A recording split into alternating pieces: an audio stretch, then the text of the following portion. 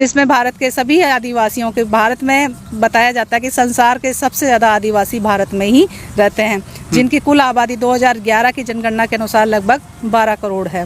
तो 12 करोड़ आबादी को ब्रिटिश शासन व्यवस्था ने एक इंडिविजुअल पहचान दे रखी थी, एक आइडेंटिटी दे रखी थी, कॉलम कोड दे रखा था। लेकिन स्वतंत्र भारत ने उस पहचान को एसटी के रूप में अनुसूचित करके हमें पहचान दी गई 1950 में। लेकिन 1961 में वो कॉलम हटा दिया गया, अन्य का कॉलम जोड़ा गया। लेकिन अब सुनने में आ रहा है कि अन्य का कॉलम भी हटा दिया गया।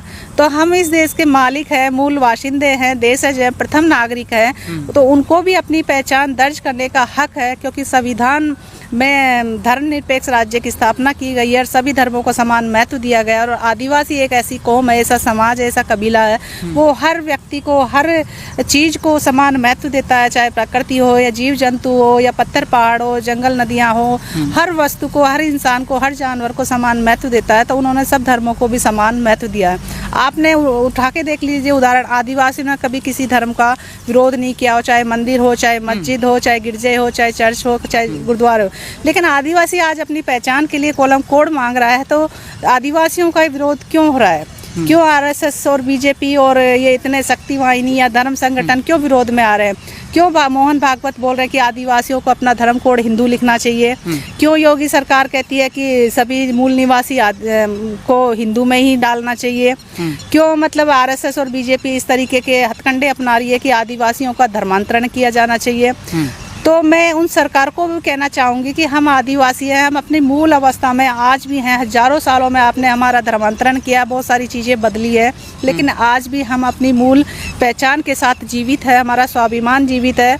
और ये ऐतिहासिक अवशेष इसकी गवाही दे रहे हैं। जगह जगह किले हैं, बावड़ियाँ हैं, महल है, कोर्ट है, सब जगह राज व्यवस्थाएँ थी। गोंडवाना में गोंडों का राज था, तो मत्स्य राज में मीणों का राज था, बिलिस्तान में भीलों का राज था, नॉर्थ ईस्ट में जाएंगे तो वहाँ के आदिवासियों के कबीलों का राज था। और इसीलिए हमें संविधान में अनुसूची 5 और 6 विशेष राज्य के दर्जों के रूप में सिर्फ आदिवासियों को ही मिली है, न कि किसी और धर्म संप्रदाय को। और वनाधिकार कानून है, पैसा कानून है, और भी बहुत सारी व्यवस्थाएं हैं जो हम आदिवासियों को इस धरती का मालिक होने की वजह से ही मिली है। और हम आदिवासी है, इसीलिए हमारे हक अधिकारों की रक्षा संविधान भी देता है।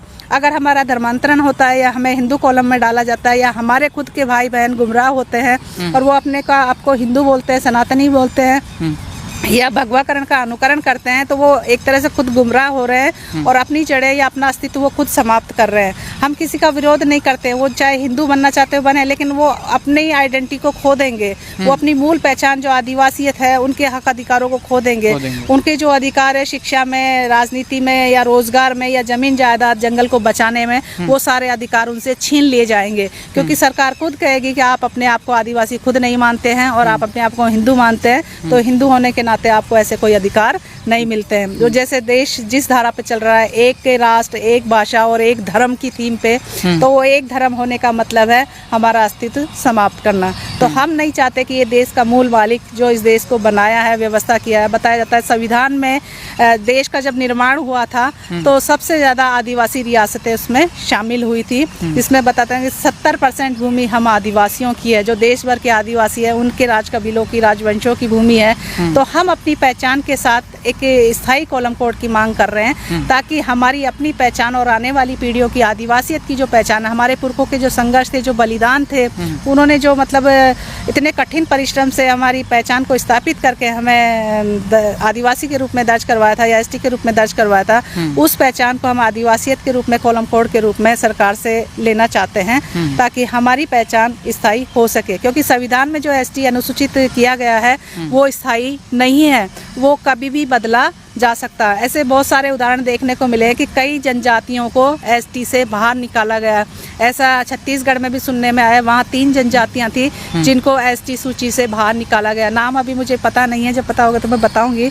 बाकी उनका धर्मांतरण होने से, हिंदूकरण होने से उनको अनुसूचित जनजाति के अधिकारों से उनको वंचित कर दिया गया, बेदखल कर दिया गया। तो मैं अपने समाज को भी संदेश या अपने आदिवासी भाई बहनों, युवाओं, बुजुर्गों, माताओं, बहनों, मातृशक्तियों, पितृशक्तियों सबसे अनुरोध करना चाहूँगी कि आप अपने पुरखों के बलिदानों को, संघर्षों को याद कीजिए कि उन्हीं के संघर्षों बलिदानों से हमें आज़ादी मिली थी, उन्हीं से हमें मूल पहचान मिली है, उन्हीं से हमें हक अधिकार मिले हैं।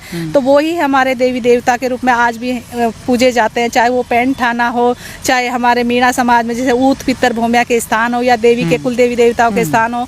आज ये जो सिंबल आप देख रहे हैं, ये सिंबल हमारे मीणा समुदाय में भी ये मातृशक्तियों के रूप में पूजा जाता है। और इसमें आप देख सकते हैं, इसमें जो वेशभूषा है वो आज गोंड उरांव में आज भी वैसे की वैसे ही है। वो छत्तीसगढ़ देख लीजिए, आप MP देख लीजिए, या झारखंड देख लीजिए, वहाँ पर महिलाएं मातृशक्तियाँ ऐसी ही वेशभूषा में थी। ये साथ ही क्यों है?